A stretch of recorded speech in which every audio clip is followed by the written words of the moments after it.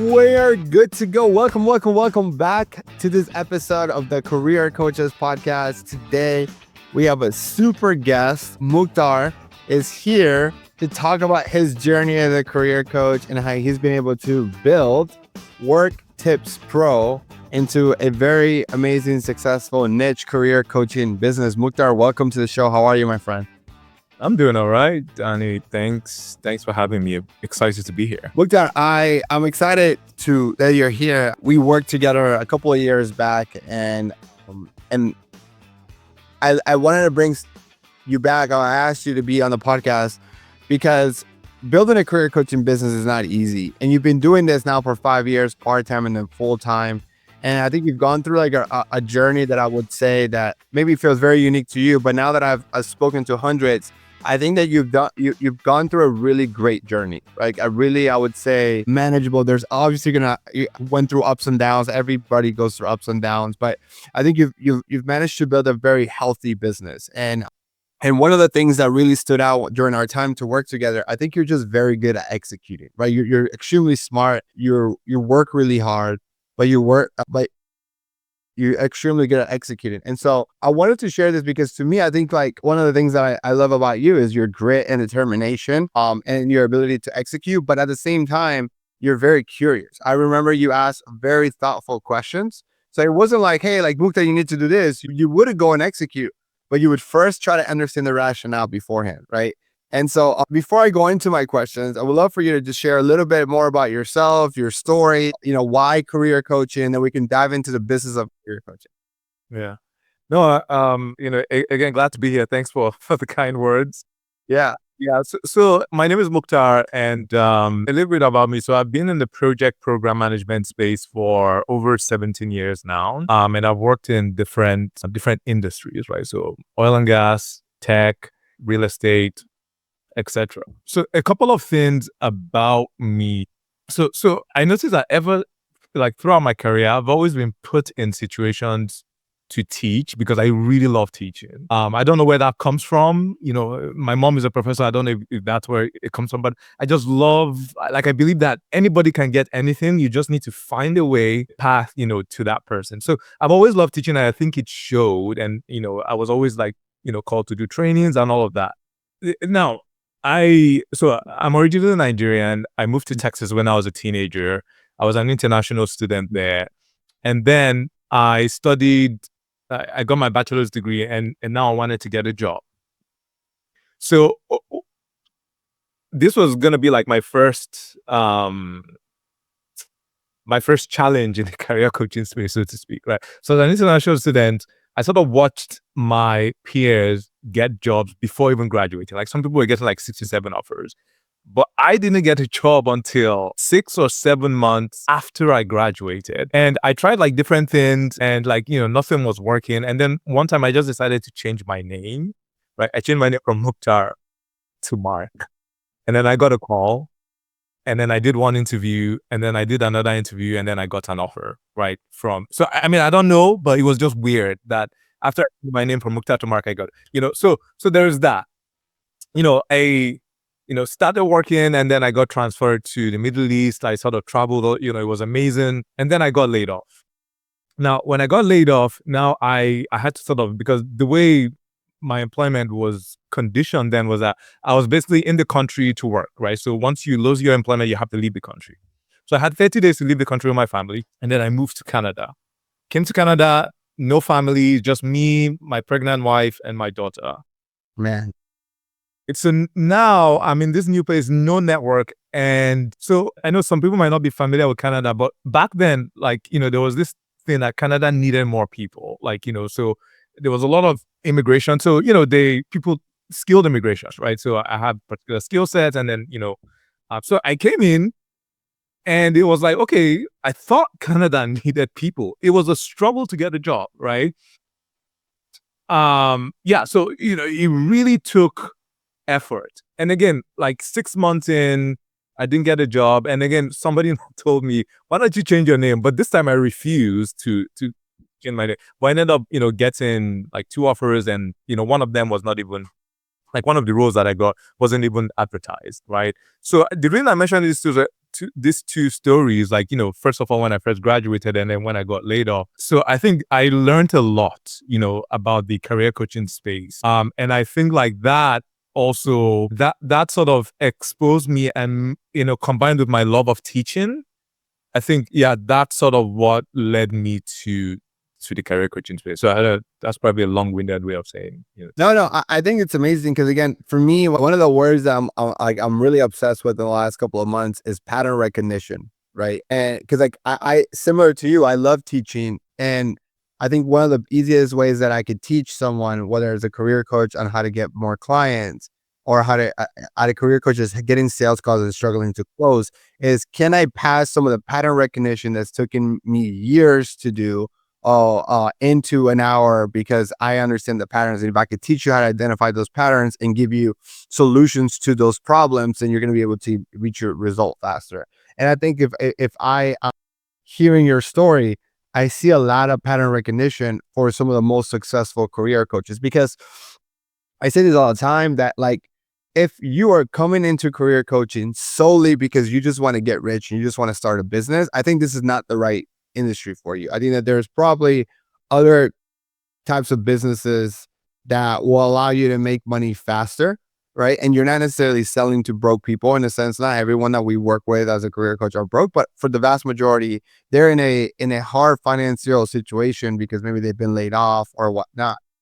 But I do think that if you have the lived experience, whether because you've got it, like in your scenario, had to do a lot of applications, a lot of trial and error, a lot of networking, a lot of, trying to overcome maybe some biases with the name or whatnot, and then move to a new country and then kind of start all over and going through that. There was some pattern recognition. Like you identify what needed to happen to get these jobs. And then you're passionate about teaching, which is again another thing. And then you have grit and determination. And now you just build like you all the ingredients to build a really powerful business. Because, and again, did it happen overnight? Probably not. Like, I would love to hear your story. From what I understand, it didn't happen overnight. But I do think that's probably, now that you've gone through the hard part, what makes you such a great coach. But we'd love to dive into your thoughts and kind of like walk us through your journey of like thinking about doing this and doing this while you still have a job, and then saying, okay, I'm going to do this to the next level and so on. Yeah, no, for sure. So how did I get into career coaching? So yeah, where do I start? Okay, so I think I've always, so there are several angles. I've always known that I wanted to do something on the side, right? I wanted to have like a plan B. Mm-hmm. All right, so that's one angle, and I've always loved teaching. I wanted to do something that I would love doing, and it will also be a viable business, right? So that's one part of the equation. Yeah. So I think initially I didn't quite know like what that was going to look like. So I just started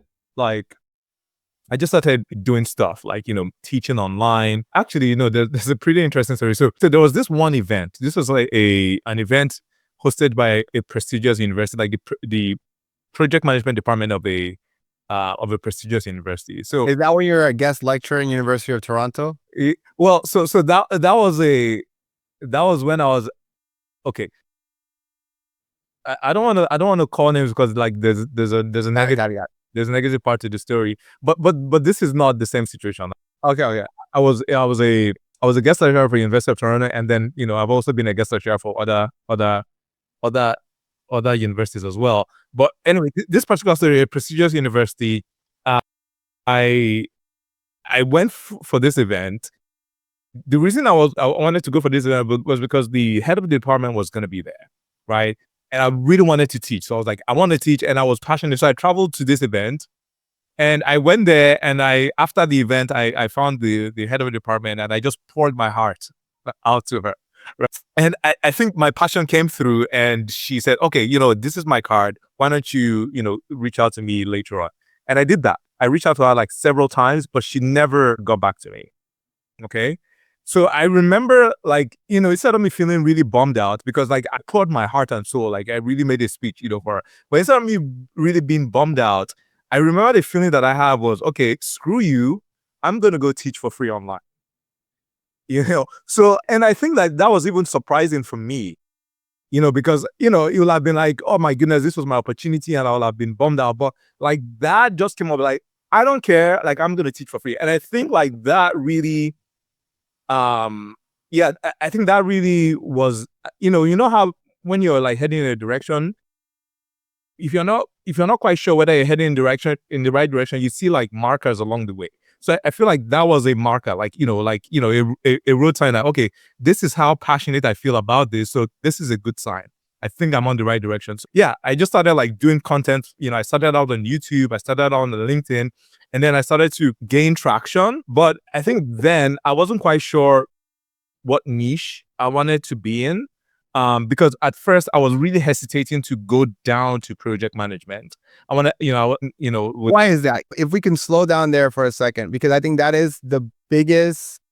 If I think about building a career coaching business as a game, as levels to the game, I think that is the part where, if I had to put a percentage, 30 to 40% of career coaches struggle to go and niche down, and I think plateaued because of the lack of niche. So what was your struggle if you can remember, and then what ultimately made you make the decision to go into, okay, I'm gonna focus on PM?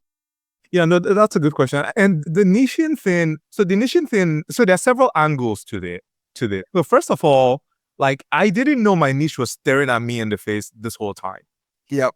Right. So that's one. And then so there's also the fear that, all right, I don't want to be too narrow, right? Because I might not get a lot of people. Because even like with the little that I'm doing right now, because right now my focus is I want to build momentum. And with that little, I'm barely getting traction. Right? So there's that fear that if I now like further niche down, like I don't know, I might not get anything at all. So I think that fear was present. Yep.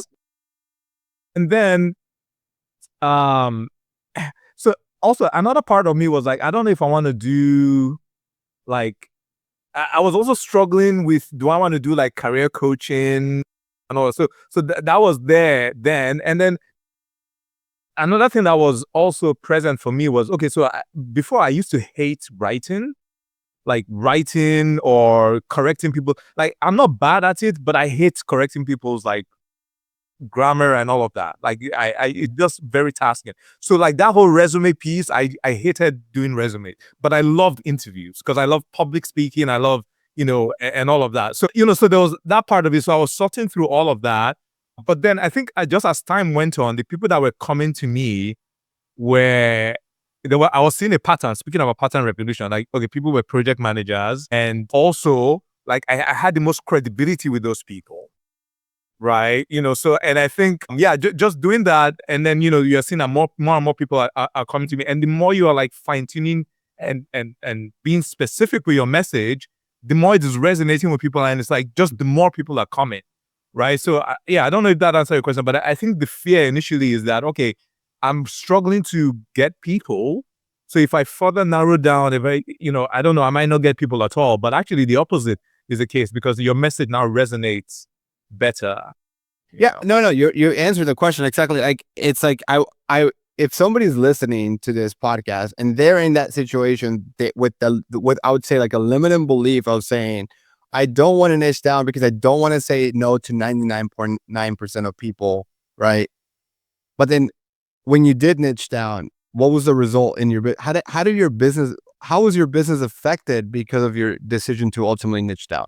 Yeah, no, I think that was very key because when I niched down, like, so it got to a point whereby, I remember, I hope it's okay to say this. So, I worked with you, Dan. So I remember at the beginning when I started working with you, I think it was this, we're talking about marketing and I think you did a video of lead generation. I think you did a video showing like how, you mine leads and all of that. And like in one day, you were getting like at least 10 messages, if not more. It was almost like, yeah, your LinkedIn was just always red.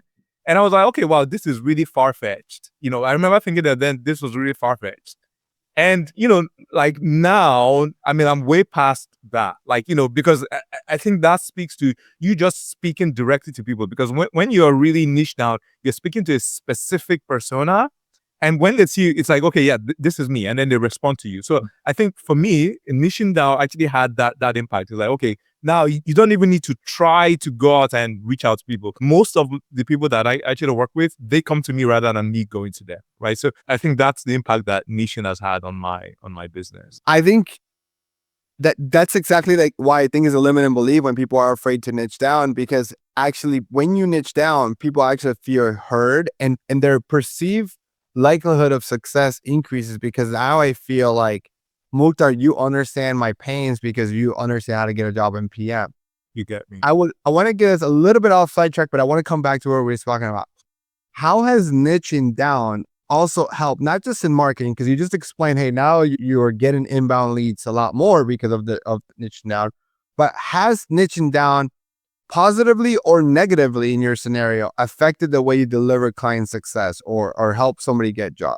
I think it's positively affected because it just makes things a lot easier. Like your processes are more streamlined. So you don't need to cater to different types of persona. Like, for example, like I'm in the project program management space. And like a lot of our templates are more streamlined. And I think it's also, if you just focus on one thing, just through repetition, you get better at it quickly, Yes. as opposed to, spreading yourself. Because I've also, as an entrepreneur, I mean, I think many people can relate to this. Like ideas just come right, left, and center. Right. And I've also, had to work on the discipline of not just like any idea, just, throwing it at the team, because it really moves them in different directions. Right. So yeah, the reason I'm saying this is because like, you would get, even though like I'm clear with my niche, you will still get those people that are a bit outside of your niche. Maybe because for some reason they really resonate with you and they want to work with you. Like, I don't care, I just want to work with you. And I've made the choice to actually accept some of those people, but it's difficult. Because it's like, okay, you need to maybe tweak your playbook, tweak things here and there. And maybe sometimes that might be the right thing to do, maybe because you want to move into this strategic, it's a strategic decision, but there's effort there. It's not as streamlined, right? So I think niching just really helps you in terms of client success. And also, the one thing that I also discovered is that the niche is also, when I decided, okay, this is my niche, it just became this whole massive world. Within the project management niche, like there's several levels. There's a project coordinator all the way to the executive. There's so many different industries, even within an industry that, and it's like, oh, you can spend your entire like business life just really exploring that niche, right? And I think, that's where specialization comes from, because like the more you do that, the more you're a specialist, and that just even further helps you with client success and marketing and all of that. It's like the more you know, the more you realize, the more you learn, the more you realize that you don't know. Exactly. And like you were mentioning, the niche makes, to me, it's very obvious how, and it's so interesting because again, I just made this mistake last year where I launched a product called the LinkedIn Coaches Accelerator. Not that this product, which was built for not only career coaches, but it was also built for consultants, and it was built for like anybody who's not a career coach but is selling a service on LinkedIn. And it's not that our systems and processes wouldn't work. It just created more operational friction when they were in the program. To your point, we had to change the messaging scripts. We had to like the LinkedIn review that we always use as a lead magnet doesn't work the same way. The sales script that we have done at this point, probably 5,000 sales calls and done over probably $10 million in career coaching sales using the sales script. Now, when you're trying to sell a B2B service, you have to change the script, which we don't have the same data. So you just create so much operational. And it's why I always want to tell like our clients is like, niching down not only makes it easier for marketing, it makes it easier and better for client success, because you're going to be able to provide a better service, better testimonials, which then now you're creating this flywheel effect. But I know I kind of took us away from you to continue to tell your journey. Yes, on that, I think, and I would like to hear your thoughts on this. I think also one of the confusions with niching down is at what point do you stop, right? Because you hear this all the time. Okay, niche, niche, niche, niche. But like, okay, if I do project managers, like, is that good enough? Do I do project managers in healthcare? Do I do project managers in, a subcategory? Like, so at what point, because you can niche down all the way to, so I think that's also the fear. Like, okay, am I niched down enough? I don't know. What's your take on that? Because yeah, there is a I imagine like there is a boundary, or right? Yeah. Yeah. I think my best answer, and I say my best answer because again, as I get more data and I work with more people, I think my answers tend to evolve, right? As I understand that. When somebody comes into one of our programs and we're answering the question, what's the right size niche? I always would go to, I have an example actually. I hope Evan, if you're watching this, you're not mad at me for this, but I like to give real examples. So Evan is a bright career coach and he helps, his niche today is helping people, Canadians, get into consulting jobs. So out of college students into consulting jobs. So what Evan and I did, because I felt like that was super niche. Like if you think about consulting jobs in the US, fine. I think that's a pretty, I would say, competitive industry of top MBA programs and top business schools want to go into consulting, finance, and tech. Like those are probably the top three, right? But to do that in Canada, there's probably only, I think he was mentioning, less than 6 schools in all of Canada that the big consulting companies go and recruit from, right? And so that was probably the instance that's the most fresh in my mind. And even though this happened like early last year, where I was like, man, am I telling this guy, like, I'm a coach too, and I have imposter syndrome too. Like, am I telling this guy to niche down too niche? Should I just tell him to just help Americans too? Like, because I think it's going to be able to help him.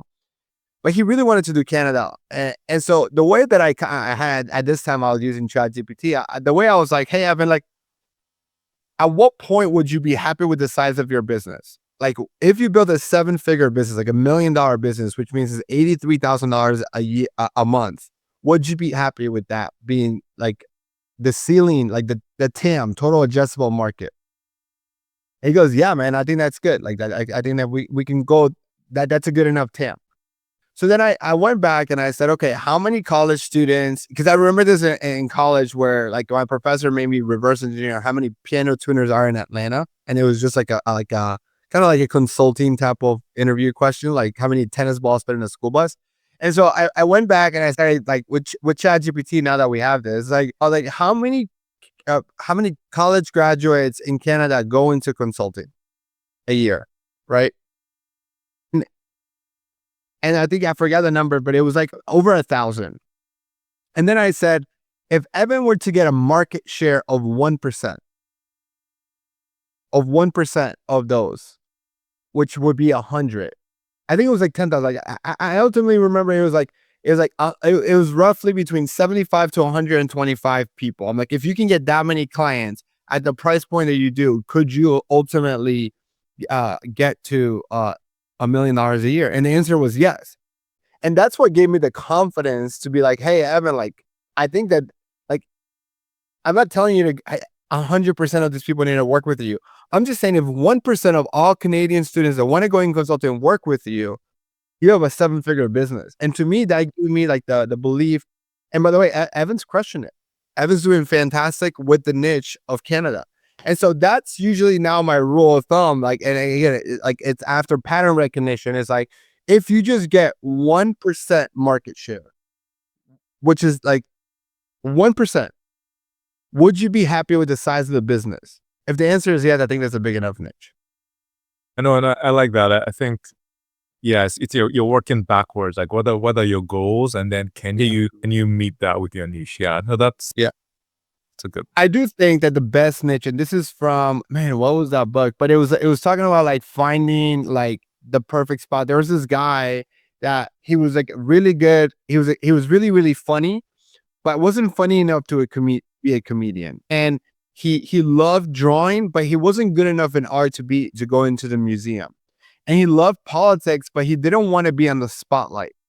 But what he did figure out is that he could combine politics, humor, and drawing, and he became the #1 cartoon artist for politics, like The Economist, like all those magazines. And like when that was like an aha moment. I'm like, man, if this guy could build $1 million a year career, literally drawing political people, cartoon of political people, I think we all have a niche inside of us. We just have to figure out what that is. And it, for me, is like it ends up being career coaching. Like I love business coaching for career coaching, right? So yeah. So, but I don't know, we sidetracked there. So to go back to your story, you decided to niche down. Business started like leads started not becoming so much of an issue anymore. What then became the next bottleneck after you niche down and marketing? You're executing marketing strategy that led to now having a lot of leads and clients and calls. What became the next bottleneck for you, and how did you overcome that? Yeah, so there's several. I think one of the main ones was the service itself that I was providing, right? Because I remember I started out doing one-on-one coaching. So so that was one. So I was doing one-on-one, and I was doing this part-time because I had my 9 to 5, right? So I was doing this part-time and doing one-on-one coaching. So it was just taking a lot of time. And then it was just me. So I was doing content creation, you know, responding to LinkedIn messages, delivering the service. So that was one bottleneck. It was really painful. And then I think the other bottleneck now became okay. So first of all, for before I feel like I should share this story. I knew that I had this, like, I wanted to scale my business, and like, I wanted to make things work. And then I invested in this career, in this, with this coach, paid a lot of money for this coach. This coach, like, I did my research. This coach had like almost 200,000 followers on LinkedIn, and I invested in this coach. It turned out that this coach was a scam. Like, she would never show up to calls and all of that. So after that, because, like, I kind of had this mindset of, you know, I'm very, very, like, when it comes to investing, like, I really will do a lot of read before I invest, right? So that's all the background that I come from. Although, like, now that has shifted because, like, I mean, time is your greatest asset as an entrepreneur, right? So yeah, so after that, after I got scammed like from thousands of dollars, and then I was like, all right, I need to find a way to make this work because this was still painful. And that's when I now found like another coach, who helped me and scale and all of that and put systems in place, right? But I think that one thing that really helped me was really finding somebody who had actually walked the walk, right? So because I feel like if I didn't do that, like, I would still be making mistakes. Maybe I might have even given up now, right? So the coach that I ended up going with was this person who was already like years ahead of me and who had spent like about 8 years in the career coaching space and had made mistakes, and so basically I was just really buying that knowledge and just building on that person's foundation. So I think that was really key. Okay, so now going back to your question, like, what was my bottleneck? So my bottleneck was really Oh, wait, before that, please Yeah. clarify. I wasn't the guy who ripped you off, though. Or I wasn't. Please, it wasn't me who ripped you off. No. You were the second coach. You're not the first coach. Yeah. Okay. Okay. So back. Sorry. I just want to make sure Yeah. it doesn't come out that way. Yeah. Yeah. No. For sure. Yeah. You are not the other person. But yeah. Yeah. So I had the bottleneck and I needed to scale, right? So I think one of the things that really helped me was just putting systems in place. So that's one. Another thing that I should actually say is that moving from a one-on-one model to a hybrid model, like, that was really a game changer for me. Basically, so, instead of, because time is my greatest asset. So instead of doing one-on-one coaching, we had like several layers of helping clients solve their problem, right? So that was a big unlock for me. So first of all, I had a playbook. So the playbook would have like courses, videos, and everything that would address a lot of the clients' needs. And then on top of that, we had a Slack channel where they can ask questions.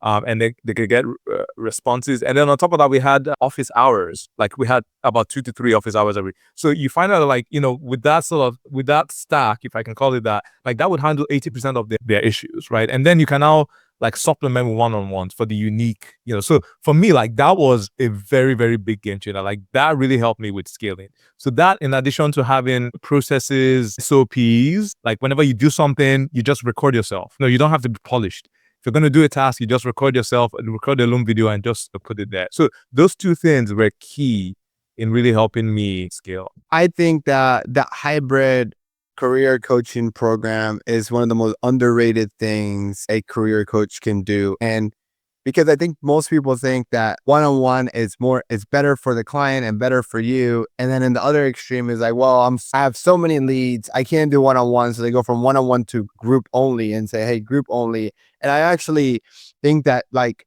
after being able to see the inside of hundreds of career coaches and kind of actually see what works the best, I actually think without a doubt, I am willing to go die on this hill, go debate anybody that the hybrid programs are the best for not for the client and also the best for the coach. And I will explain it to you in a very, if you're watching this, here's why. One, everyone's situation is probably 80% going to be the same, especially if you have a niche, right? Especially if everyone's a PM or trying to get a PM role, for sure, at least 80, if not 85, 90% is going to be the same as everyone else. Like, I know everyone feels like we're a special a snowflake, but our journeys are very similar. The interview process is very similar. The way that you apply for jobs is very similar. The way we network. And so when you can provide 80+%, about 80%, 85% of what they need to learn, which everyone needs to learn in a workbook, videos, community-based aspect of it, then instead of spending 20 hours of one-on-one to deliver this really premium service, you can spend 80% of that time through group sessions or pre-recorded materials, and then still have the 20% that's uniquely to everyone's background, goals, and aspirations to be joining one-on-one. So what we found is that you could deliver, depending on your skill as a teacher, right? You could deliver a really premium, highly effective, highly still customizable white glove career coaching service in a hybrid model with, on the low end, 4 one-on-ones, on a high end, 10 one-on-ones. But I actually think you can, like, we find a really good medium at six to seven one-on-ones, depending on how many mock interviews you do. Cause like, depending on how well people interview in your niche, like the more technical you are, the more mock interviews you need because they need better people skills. I think you can do a really good hybrid program with 6 to 7 one-on-ones, and not all one-on-ones need to be 1 hour. And so if you think about it that way, that becomes highly scalable. And then if you take it to the next level, all 7 or all 6 of those one-on-ones don't need to be done by you, the head coach. Like if you don't like resume writing, like I can't spell and write to save my life, one of the resume call where you dive into customizing the resume could be outsourced to a resume writer. And then if you, let's say you're doing 2 or 3 mock interviews, you could do a mock interview with a recruiter, and then you could do one of the mock interviews from a hiring manager's point of view. So I appreciate you sharing that because I agree with you. I think that is a huge unlock, and I'm glad that you saw that as well. Absolutely. So you build this hybrid program. Oh, you're able to now work with more clients at any given time. When did you feel like, okay, I'm going to do this full time, or I'm going to scale the team, or like what was after you build, you have a marketing systems in place, you have client success system in place. What comes next? Yeah. So one thing that I would say is, so as the business was growing, even though I was putting the systems in place, it's interesting how momentum works, because when you're getting momentum, it's like there's just more that you need to do. So I needed to, start hiring people because I was still working full time, right? So I decided to make my first hire. Now, who was my first hire? Now, I think my first hire was a client success person. Right. So I decided to make my first hire. I put out, job posting, made my first hire. And that was actually, she's one of the best hires that I made. So I was really lucky. And, she came in, she was scrappy, she really understood me. And I was able to sort of delegate a lot of things. And one thing that really helped is like the systems that I had in place. So a lot of all those like Loom videos, like I didn't have to get on a call with her and do onboarding. Like, she would just go watch like a lot of the SOPs, right? So that was really helpful. And then, she started to handle a lot of the clients, a lot of resumes, even interviews, coaching. So she was basically a coach. Now, while that was going on, I needed to also make sure that we are refining things on the marketing end, right? Because we're getting more leads and, lead generation and all that. I was doing all the lead generation. So I needed to also hire somebody on that side. We found someone. It's been a lot. Like one thing that I really like, hiring, recruiting, it is a whole nother skill. I remember one of the first people that we hired on the operation side. passed the interviews, very, very likable, everything. And then like whenever you would give her direction, she would hear and understand, but she would never do what you wanted her to do, right? And it was almost, sometimes you feel like, okay, you start to feel, okay, maybe it's my leadership style and my communication style, right? And then, I ended up finding out that, okay, she was actually in a different time zone. She was lying. She was saying that she was in my time zone, whereas she was in Europe, a different time. Yeah. So, sometimes you're like, okay, this is not a fit. And then you call it quits. And then I hired somebody else who was a better fit, and she really helped me with lead generation. Yeah, so I had somebody on the client success side, and then I had somebody on the operation side. So that sort of gave me a bit of stability. But there was still a lot of work, because I was also still doing this part time. Yeah, I don't know. Where do you want to take it from? Yeah, I guess a couple of questions there regarding about the way that you build out the team and the way you thought through it. When you hire a client success person, did you have a limiting belief, or how did you deal with the idea of like, no one's going to treat my clients the way that I do? Yeah. Or how'd you think through that? Right. Like, I guess for me, the way I think through that, and I don't want to cloud your answer, is I always talk about like, what's the role of the person I'm hiring? Are they gonna be like, if I consider myself a doctor, are they a nurse or a technician or another doctor or a specialist? And so when I think about hiring is, if I'm hiring, let's say like a resume writer who's specifically just doing resume, I see them as like a specialist. If I think they're gonna do like more of holding accountability and doing community, I see them more like a nurse, right? They can answer some general questions, but like if it gets too serious, they're gonna book a call with me. How are you thinking through that, or how did you manage that? And did your clients ever say, "Hey, Mukhtar, I thought I was speaking to you. Why am I speaking to this client success manager?" Yeah, no, that's a good question. And I think like for me, when I hire, I want to hire somebody that I know would basically make me irrelevant. Like I firmly believe that the people that I hire, like I want them to be better than me, right? And I think I'm not sure. I think I might have learned this from you, Dano. It's like when you hire people, like if you're gonna hire a marketing person, like that person, because that person focuses there, you shouldn't be this.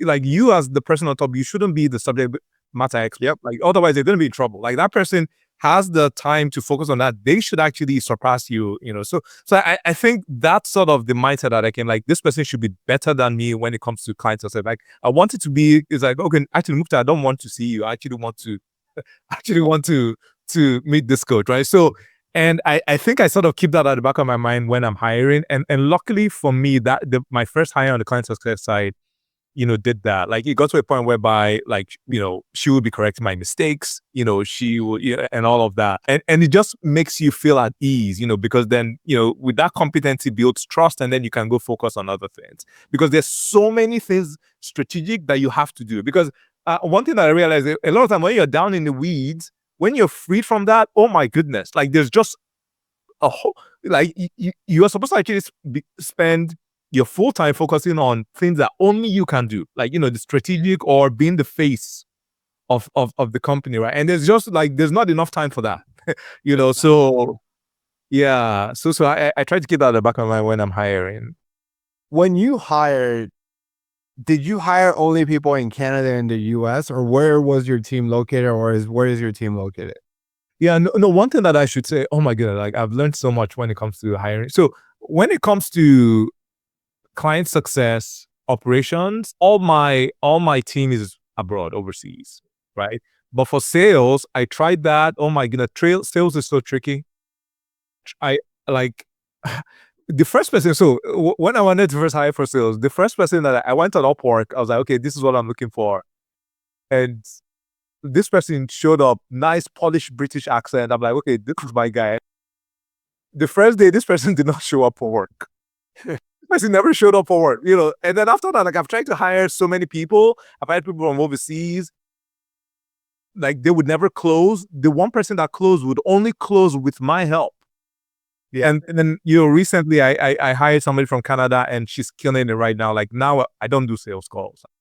So I just hand it over. So for me, sales is one of the very tricky ones. And to get a good salesperson, it's quite an investment. Like you need to, like they're not cheap. So You need to pay them well, but when you get a good person, like they're so worth it. So I learned a lot from sales. Sorry, I learned a lot on the sales, on hiring a salesperson. Now on the other, the client success, like I've been, lucky with hiring good people overseas. One thing that I've also, because I've made a lot of mistakes, I think also my personality is, because I think I come across as very calm, quiet, reserved. And I think sometimes people think that they can take advantage of that, Mm-hmm. right? So, several times it's happened that, this person, oh my goodness, I think I have this great boss. And then they don't, like they slack. And I've had to like let people go very quickly, because of that, right? So, like right now we have values, like I make sure that we have 6 values. It's excellence. Mediocrity is not, it's not allowed. Like, kindness is also one of them. Yeah. Yeah. And then there's trust. We are not assholes, but we also don't take kindness for granted, right? And then there's ownership, there is client obsession and all of that. Now, I usually make sure that before I interview, I send people the values, right? Like, because we're gonna be kind, but if you're gonna come in here and think that okay, you can take advantage, and then we're gonna have to part ways, right? But yeah, I've grown a lot when it comes to even when it comes to like firing people as well, because you have to take quick decisions, because it's not only is it bad for you, it's also bad for the team as well. So it's just you're just dragging the inevitable, and it's gonna be painful, like there, and all of that. But it's better it's done quickly, and your team usually appreciates a very decisive leader, right? So that's also something that I've learned, along the. Well, I don't know why I'm stuttering here, but salespeople are very, very, very hard to find overseas. My whole team is in Colombia. And you worked with a lot of the team, and like I think my team has been the majority have been with me for quite some time, right? Like 4 or 5 years. The core team has been with me for 4 or 5 years. Since I started hiring, they kind of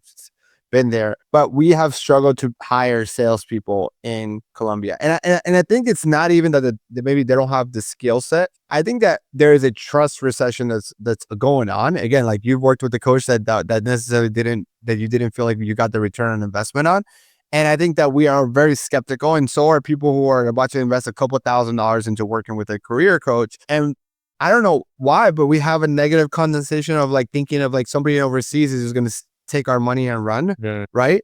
And so I do think that having somebody that has maybe doesn't have the accent does matter. And it does play a role in it. We found really good sales, like there's like a whole new industry called high ticket closing, that there's really good communities that you can go and post a job and pay salespeople 10% of sales, which is the standard in sales.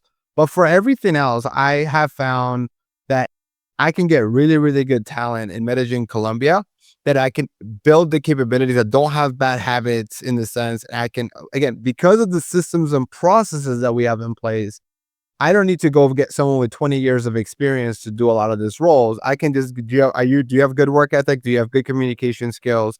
Do you have shared values? And depending on the role, like we just hired a marketing director like Q4 of last year.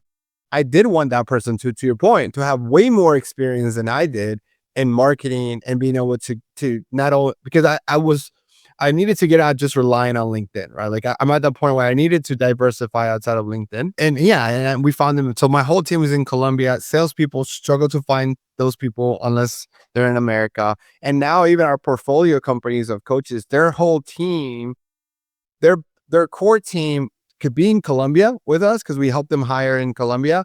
Salespeople, usually in America. Yeah, usually in America or in Europe, but they're like have an American accent in it, and that still works. And then we have part-time coaches that do have industry experience, and then they're hourly part-time coaches. Yeah. Mukhtar, to finish, I would love for you to share a little bit. What's your goal for 2026? What's on your mind? What are you working on in your business? What's your bottleneck now that you're trying to solve, and how are you thinking through solving that? Yeah, so I think kind of like you, I don't want to rely just on LinkedIn.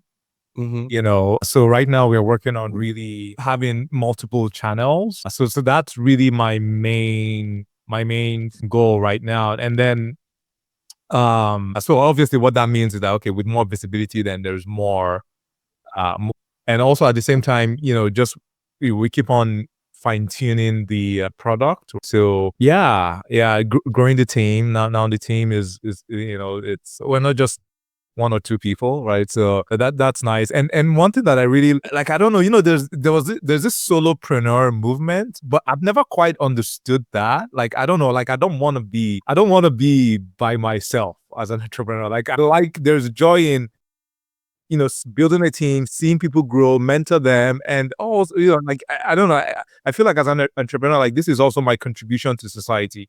Like I'm not only am I helping people find jobs, I'm also providing for myself, but I'm also helping people provide for them. Like my employees are also, providing for their families, right? So I really, I really love that, right? So I want to create like a very, very awesome work culture that's, because like a lot of work cultures are toxic, right? So that's also my goal. So yeah, I wanna build a company that people will want to work at, and that we're doing a lot of good in the world. So yeah, and yeah. To answer your question, right now one of the main bottlenecks is diversifying away from LinkedIn. So that's where we're working right now, and then just further honing and refining our product. I share that same sentiment of trying to build pouring into the team. Like, um, I've gone through this like journey, and I've been.